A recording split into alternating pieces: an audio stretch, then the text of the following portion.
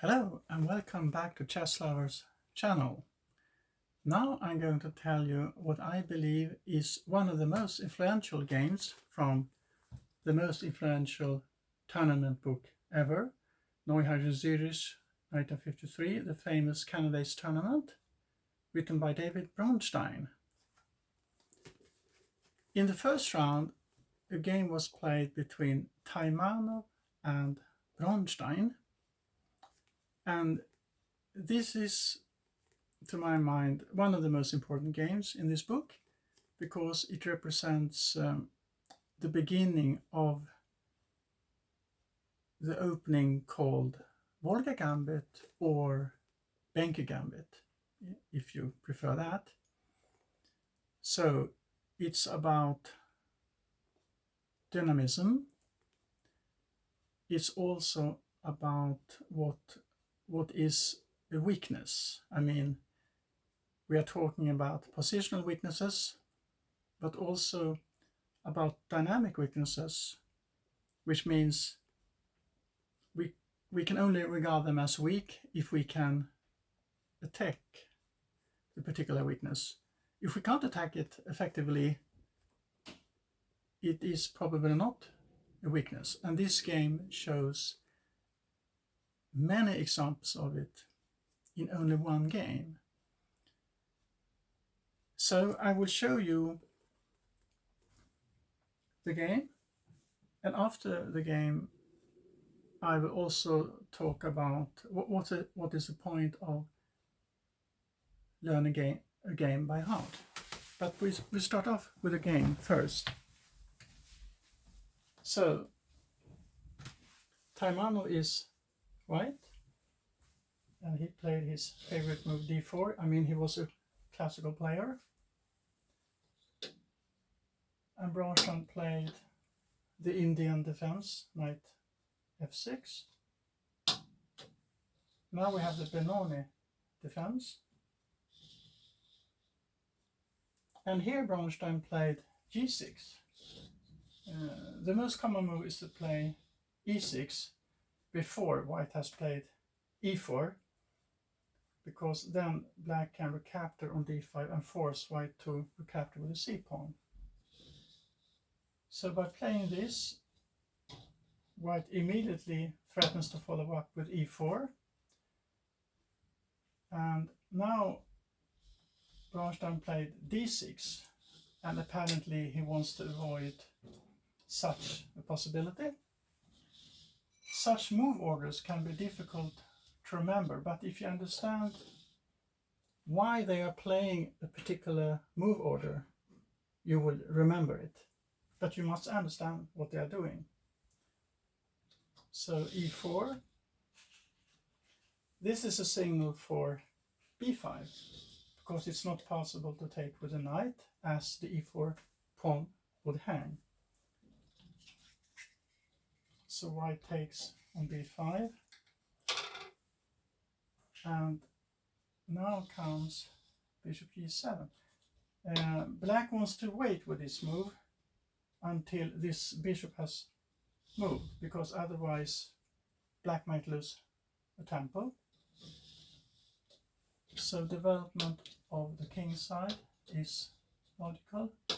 And now in this position, when Taimanov plays according to classical principles, it is a signal to play a6, which constitutes a gambit. Now it's a real pawn sacrifice. So what's the idea with this pawn sacrifice? I mean, the main thing is to weaken the d5 pawn, and also to open lines on the a and b file. And the bishop will be very strong on this diagonal. So a classical player would like to be a pawn up. This is a risk black is taking.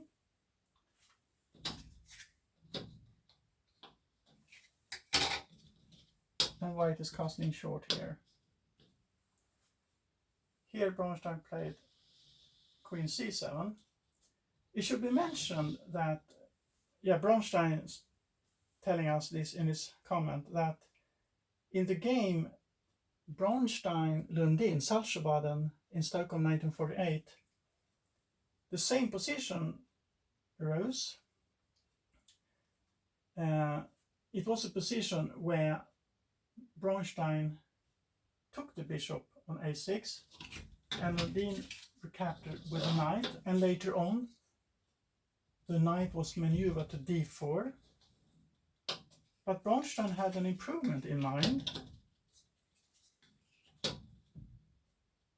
So first he played queen c7. Taimanov made another classical move, rook e1. And now when Bronstein played the knight to d7, this was a signal for Taimanov to exchange on a6. Because obviously Taimanov was aware of the game Bronstein Lundin Saltsjöbaden 1948. So Taimanov has avoided knight takes a6, but this is actually Bronstein's improvement to take with the rook, because his plan is to maneuver the queenside knight to a4 later on. So Taimanov was playing queen e2, threatening rook, but also planning e4 to e5. So white's build up is about breaking in the center. Against Lundin, Bronstein had a plan like this, and to put the rook in these positions and then play for b4. And this is, according to Bronstein, the correct method to dismantle the Volga Gambit. So Bronstein do not think this is an effective setup from Taimanov's side. And here we can see that the e5 move would not be so effective now, because after all exchanges on e5, black would just play king f8, and the e7 pawn would not be so weak. So Taimanov played this move, avoid a possible knight g4 in the future. And now Bronstein is going for this maneuver, knight b6 to a4. And as you can see, if black managed to play this move, and these knights are disappearing, there will be weaknesses on e4, b2, and a2. So the key for black is to liquidate the knight on c3. So white went to g5 to make e4, e5 a more dangerous move. So black wants to be sure that e4 to e5 is not a possibility. And as you can see here, if white go e5 and all recaptures are taking place, black will just fork with f6. So that is the idea with the passive knight e8, to stop e4 to e5. So Taimanov go back to d2, and he also has the idea that knight a4 will not be so effective, because now Taimanov can neutralize black's strong bishop with bishop c3. And as you can see here, he's also offering the pawn back. But it would not be so effective to take the pawn on a2 here, as white can go for e4 to e5 and have play in the center, while black has no play on the queen side. So this is one of the key positions. I mean, Bronstein is a pawn down, and he has a chance to get it back, but he avoids it because he sees deeper in the position. It means he understands this position very well. So he just took the bishop here. And now it's interesting to compare the pawn structures, because if we look at black's pawn structure, he has perhaps only one weakness, if you can call it a weakness, because this pawn on e7, I mean, how can you attack it? There is only one way, to play e4 to e5, But as we have mentioned before, black can, after all the characters, especially if the queens are exchanged, just put the king on f8 and e7 is secure. Then it's a more problem with the a2 pawn, the c3 pawn, and even the e4 pawn. So what we can say here is, okay, black is a pawn down, but white has 2, maybe even 3 positional weaknesses here. We can call the a2 pawn and the c3 pawn for positional weaknesses and e4 for a tactical weaknesses, for a tactical weakness. But the e7 pawn is probably not a weakness at all. Not directly, maybe indirectly. We can call it a tactical weakness, but I think it's too far-fetched to say that, actually. So it means black has positional compensation here. In this position, Bronstein continued queen to a5 is a double threat on c3 and a2. So Taimanov defended the pawn, and now Bronstein once again shows patience by not taking the pawn a2. He first offers a queen's exchange. It also means he understands the position very well, because he knows that a queen's exchange favors him because he has a better pawn structure. So wisely Taimanov avoids it. And now this is a good moment to take on a2 because it's with a tempo. And once again Bronstein is trying to offer the exchange of queens, and Taimanov should have avoided it, but now he wanted to play e4 to e5, and according to Bronstein this is a mistake, because now he can exchange queens, he can take on e5 and just defend the e7 pawn with king f8. And now it looks like white has an easy draw, because we can imagine the c5 pawn, which looks like a weakness, will disappear. And even if both white pawns disappears, and maybe the knights, we will have a 4-3 rook ending, which is a draw. So according to Bronstein, Taimanov was optimistic here because he was optimistic by nature. So he played knight b3. And you can understand he's playing it because he's a positional classical player. He regards the c5 pawn as a positional weakness. So Taimanov plays c4, knight c5 with the threat knight d7 and capture the pawn on e7. So now f2 is a tactical weakness, but black can easily defend the d7 square while putting pressure on d5. So rook d1 is a threat here. So Taimanov has to act quickly, knight e4. But now this puts the rook in an awkward position. Rook e5. And black puts pressure on the f2 pawn, so f5 is in the air. And now Taimanov found nothing better than to play rook e4, and after f5 use the pin of the f pawn by rook f4. Then came knight b6, and putting pressure on d5. Knight g5, knight takes d5. And here it looks like Taimanov can play rook takes c4.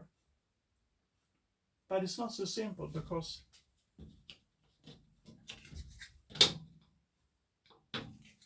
white will not have time to take on h7, because after king g7, knight g5, black would take on g2 with check.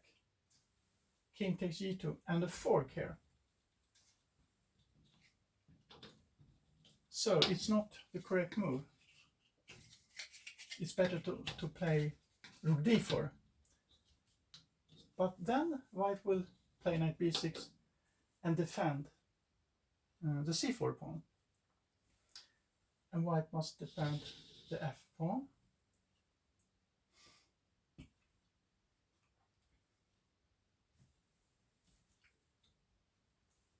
And in this position, h6, rook d8 check, king g7, knight e6 check, king f7, knight d4. So now black attacks the c3 pawn. White try to counter with rook c8.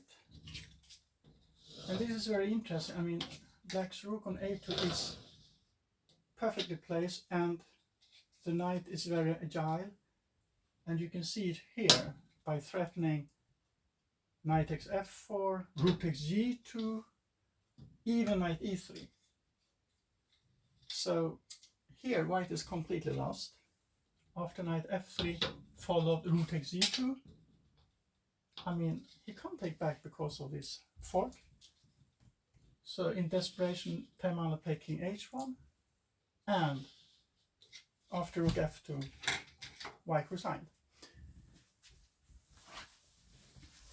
So as you could see, I knew the game by heart because I had flow, and I also had some short comment to the most relevant moves in the game. I mean, a sentence which is connected to the logical flow of the game. But what is the point of learning a game by heart? To my mind, if you really know a game by heart, I mean, you have played it through maybe the first period 10 times, and if you feel you have forgotten it after a couple of weeks, you continue to repeat the game, and if you forget it again, you continue to repeat, but it will be easier to remember it the more times you have played it through before, on the board or in your head. You can also play through the game blindfold. So the main idea is not to be acquainted with the game.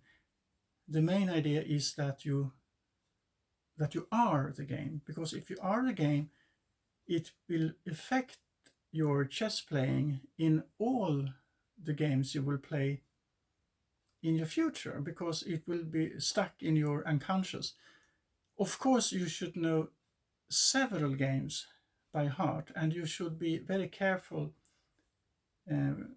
what games you are choosing, because those games should be exceptional, instructive in the way that they show several things. I mean, the game you have just seen shows, for example, the problems with pawn weaknesses on different levels in a very instructive way. It also shows the key games of the Volga Gambit structure.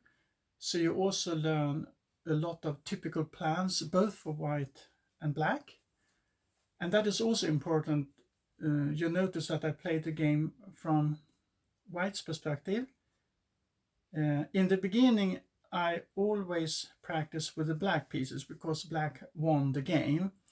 And when you know the game by heart, with the black pieces as here, then you try to learn the game by white. So you learn the game from both perspectives. There are many games you can learn by heart. I have learned, for example, many games by Steinitz, I mean Capablanca and so on.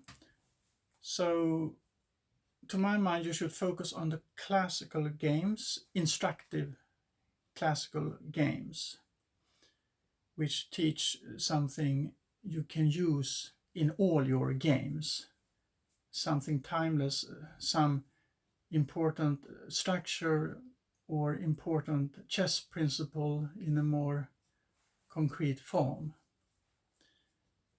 In the future, I will show you more of my games I have learned by heart, but I think this is a good start, especially in combination with this book, the world's best tournament book. It's actually a middle game book, and there are several key games to learn by heart in this book. Thank you for watching and see you next time.